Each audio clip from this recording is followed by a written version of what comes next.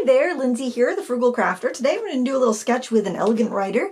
I've used these before. Well, actually, I'm not sure what video I'm going to post first, but these are a water-soluble calligraphy pen. They were popularized by the artist Carolyn Holman. She was using them, I think she's the first person to use them in an artistic way, way back a decade ago or more, and I thought it'd be fun to sketch out some birch trees because I love to draw birch trees, and they're kind of a they're like a subject I can just draw in my sleep practically, because I live in a state where we have a lot of birch trees and I just think they're really pretty. I don't know. I'm going to draw the trunk, obviously, then draw some of the little branches. On birch trees, the branches are very, very dark, but the trees themselves are very light. They're like well, they're shades of white, and you get these kind of black splotches on them, and they have like peachy undertones. They're just really pretty. They've got this lovely papery texture, and the paper will kind of peel off sometimes. You should never peel the bark off trees, but you can find them. You can find the you find it on the ground sometimes. It's really excellent for like fire starting. It's very, I think it's very like pitchy or oily or something. I don't know. It starts fire. It's great if you're like out camping or you're lost in the woods or something. You need to start a fire. Birch bark will start very, very good. It must be have a lot of oils or resin or something, because Native Americans would make canoes out of birch bark. If you've ever heard of birch bark canoes, I think they would strip the bark off of a tree to do that. But they'd have to have a very old healthy tree, I would think.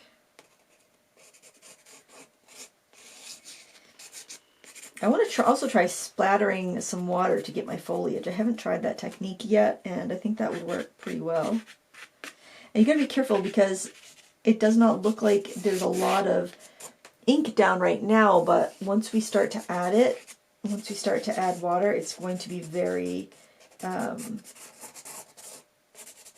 it's going to be very bold.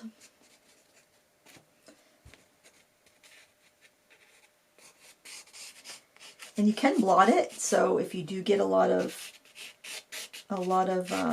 color, more color than you want, you can blot it. And let's see, let's have our light coming in this way, so whatever, my shadow on the right side of the tree. It's kind of hard to figure out how much you're going to want for ink until you just get in there and start playing. So I want to try that spattering, like I mentioned.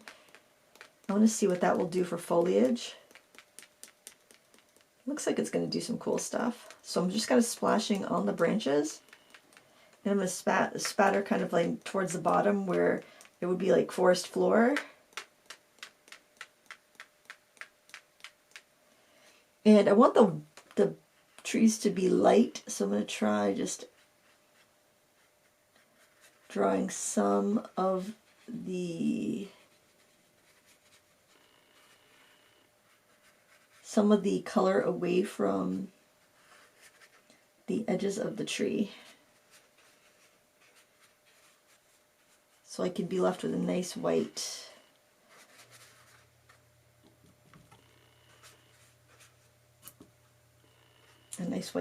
trunk.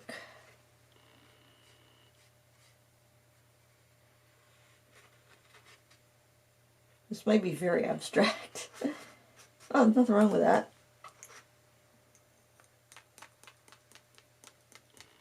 This is the type of project I would do when I'm kind of procrastinating, like, oh, there's other things I should be doing, but this is fun. I want to do this. You can start to see the pink split apart.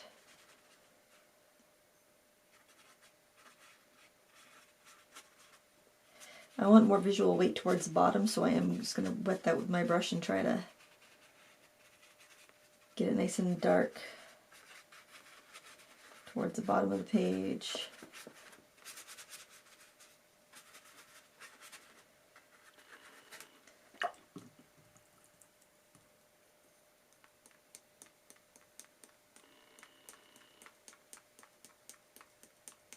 And I have no idea how long these have been in my stash. I think I saw one of Carlin's demos. I think she's passed on, unfortunately. I think I saw one of her demos, and then I looked to see what I had, and I think I had one old brush, one old pen, and then I went and bought some. Now I'm curious about flicking on. What if I flick on, make some ink, make some paint with the ink here on my palette and flick that on? It doesn't seem like the effect is as strong when you paint it on like that, but I'm wondering just for like this foliage effect, if it might work well. It might just be too diluted. And it's kind of like Inktense in the fact that once you've activated it, then and it's dried, then you could watercolor over it. It wouldn't like bleed quite as much. So now I'm going to try the technique where you blot off and it gives you more of a pink effect. Now maybe I'll just kind of wet the side of the tree here, where I want to be a little bit darker, and then blot to bring out more of the pinks. I guess the green must lift more and the pink must stain more or something. I'm a beginner to this technique, so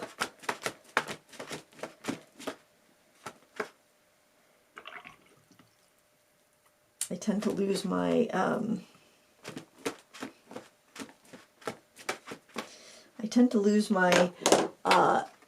lines pretty quickly, but I'm not mad at how that's coming out. So I think I'm going to put in some of the darker spots that I don't necessarily want to lift away. And some of them going onto damp paper. I think that will work out pretty well because it's always harder to lift off things that are on a damp paper than things that are on a dry paper. And any place you see a branch coming out, they always seem to be coming out of these darker spots. One thing I've noticed with these, and I'm hoping I'm not ruining my pens, so you can let me know if you've done this and it hasn't worked out so well for you, is that it seems like I can go in on the damp paper without it damaging. Like if I try to go in with like a Tombow pen, then it stops releasing the ink. If I go in like with a Micron, it just ruins the pen. So I know not to do that, but it doesn't seem to, knock on wood, it doesn't seem to really bother these pens too badly.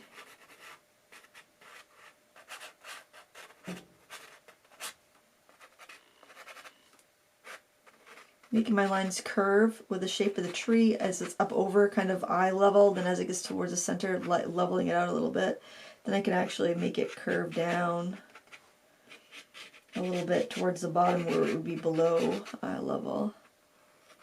Look at that green, isn't that cool?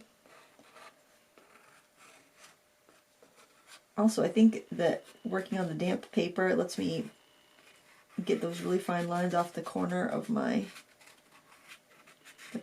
brush, corner of my pen, I should say.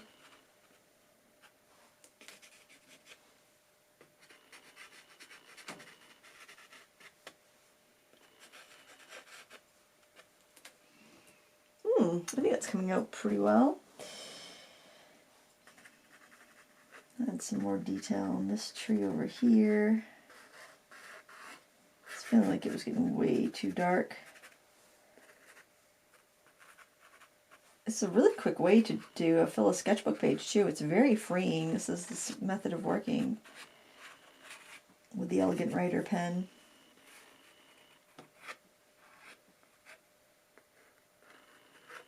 I like those little splashes. I don't know if they came from when I splashed in the ink or if when I splashed on water and it activated the ink. I'm not sure exactly what that came from, but man, I just love it. I think the effect is really pretty. These grasses in there.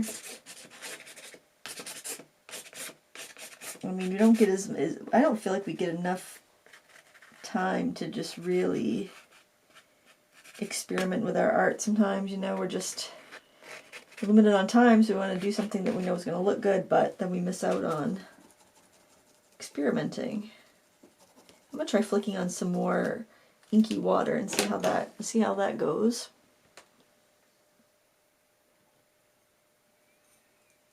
which is lots of different things I probably should be doing right now, but I want to do this. Sometimes you got to do that. There's nothing I have to do that has to be done today. I got to get a class ready for my library, watercolor class. And yes, I could. I mean, push comes to shove, if I don't have something new ready, I have so many paintings I've done in the past that I could use for that class, for the promotions for that class. It's not like I absolutely have to, but I want to do something new because I don't know, I get more excited about doing something new than doing something I've already done. So I'm more excited about it, then they'll be more excited about it. And if it's something new, then I can also film it for YouTube and then share it even more. It's like I'd have to repaint it anyway, no matter what it is, even if it's an old idea, because I need to make sure I can do it in that allotted amount of time and just make sure I was, smooth and ready for the class. So, have to do it. I'd do it again. I have to do it again anyway, so I'd much rather do something new. All right, is that done? Sometimes I stand up and I'll look at it from a distance and decide whether it's done or not. I kind of think it is. I did lose too much of my highlights on that one, I think, but I think it's good. I think it's fine. It's a nice little sketch, and I hope you gave it a try. Thank you so much for watching. I hope you enjoyed this quick little art, I don't know what you want to call it. It's like a little art break, like a coffee break, a cigarette break, but it's better for you because it's an art break and you're not smoking a cigarette, right? I mean, coffee's probably a wash. I don't think coffee's that bad for you. Anyway, thanks for watching. Until next time, happy crafting. Bye.